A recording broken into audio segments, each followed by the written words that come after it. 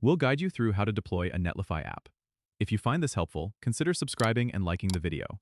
First, go to the Netlify website and sign into your account. If you don't have one yet, you can create it quickly using your email or GitHub account. Once logged in, you'll be directed to the Netlify dashboard.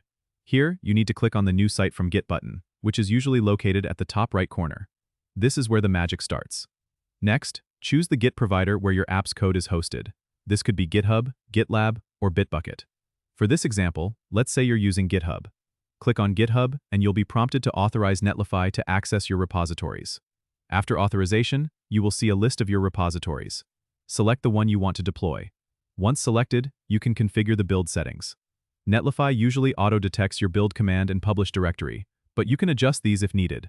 Check that everything looks good, then click on Deploy Site. Netlify will now start building and deploying your app. You'll see real-time logs of the deployment process, which can help you troubleshoot if anything goes wrong. Once the deployment is complete, you'll be given a random domain name for your site, which you can customize later. To make your site live, simply click on the link provided by Netlify and voila, your app is now live on the web.